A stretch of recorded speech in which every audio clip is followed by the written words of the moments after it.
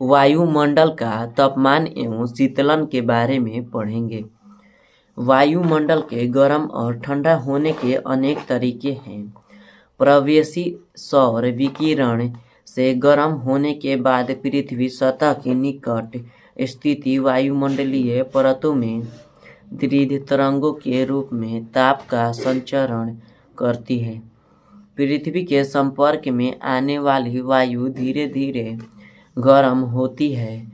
निचली परतों के संपर्क में आने वाली वायुमंडल की ऊपरी परतें भी गर्म हो जाती हैं। इस प्रक्रिया को चालन कॉन्डक्शन कहा जाता है।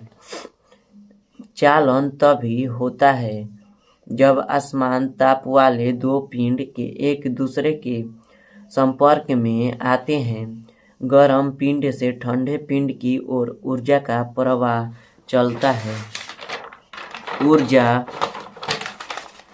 का स्थानांतरण तब तक होता रहता है जब तक दोनों पिंडों का तापमान एक समान नहीं हो जाता अथवा उनमें संपर्क टूट नहीं जाता।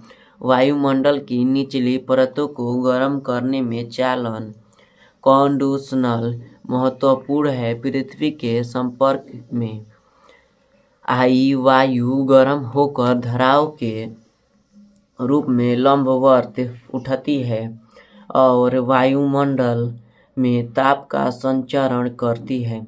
वायुमंडल के लंबवत तापन की यह प्रक्रिया संवहन कन्वेक्शन कहलाती है।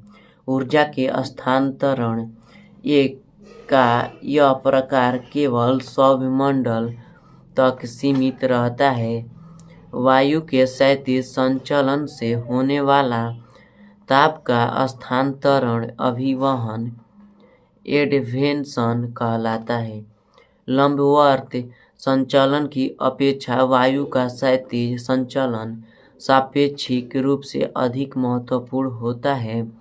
मध्य अक्षांशों में दैनिक मौसम में आने वाली भिन्नताएं केवल अभिवहन में के कारण होती है। उष्णकटिबंधीय प्रदेशों में विशेषतः उत्तरी भाग में गर्मियों में चलने वाली स्थानीय पवन लू इसी अभिवहन का ही परिणाम है। पृथ्वी द्वारा प्राप्त प्रवेशी सौर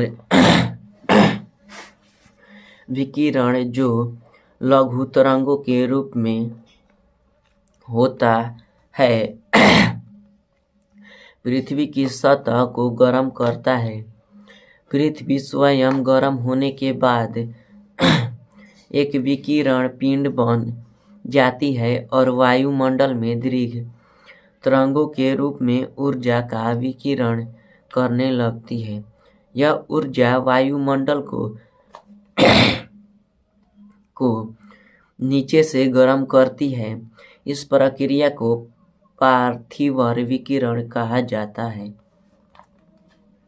दीर्घ तरंग दैर्ध्य विकिरण वायुमंडलीय गैसों मुख्यतः कार्बन डाइऑक्साइड एवं अन्य ग्रीन हाउस गैसों द्वारा अवशोषित कर लिया जाता है।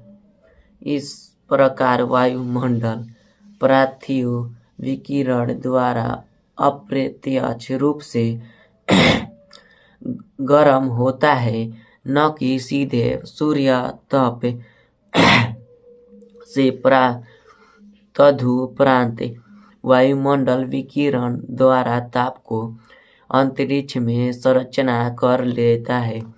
इस प्रकार पृथ्वी की सतह एवं वायुमंडल का तापमान शीतल रहता है। पृथ्वी का ऊष्मा बजट चित्र 9.2 में पृथ्वी की ऊष्मा बजट को दर्शाया गया है। पृथ्वी ऊष्मा का न तो संचय करती है न ही ह्रास करती है। यह अपने तापमान को शीतल रखती है। ऐसा तभी संभव है जब सूर्य विकिरण द्वारा सूर्यातप के रूप में पर्याप्त ऊष्मा एवं पार्थिव विकिरण द्वारा अंतरिक्ष में संचरित ताप बराबर हो। मान ले कि वायुमंडल की ऊपरी सतह पर प्राप्त सूर्यातप 100% है। वायुमंडल से गुजरते हुए ऊर्जा का कुछ अंश परावर्तित प्रकृतिवृत्त एवं अवशोषित हो जाता है। केवल शेष भाग की ही पृथ्वी की सतह तक पहुंचता है। 100 इकाई से 35 इकाइयां पृथ्वी के धरातल पर पहुंचने से पहले की ही अंतरिक्ष में परावर्तित हो जाती है। 27 इकाइयां बादलों के ऊपरी छोर से तथा 2 इकाइयां पृथ्वी के हिमाच्छादित क्षेत्रों द्वारा परावर्तित होकर लौट जाती है। सौर विकिरण की इस परावर्तित मात्रा को पृथ्वी का एल्बिडो कहते हैं। प्रथम 35 इकाइयों को छोड़कर बाकी 65 इकाइयां अवशोषित होती हैं। 14 वायुमंडल में तथा 51 पृथ्वी के धरातल द्वारा पृथ्वी द्वारा अवशोषित 51 इकाइयां पुनः पार्थिव विकिरण के रूप में लौटा दी जाती है। इनमें से 17 इकाइयां तो सीधे अंतरिक्ष में चली जाती है और 34 इकाइयां वायुमंडल द्वारा अवशोषित होती है। 6 इकाइयां स्वयं वायुमंडल द्वारा, 9 इकाइयां संवहन के जरिए और 19 इकाइयां संघनन के गुप्त ऊष्मा के रूप में वायुमंडल द्वारा 48 इकाइयों का अवशोषण होता है।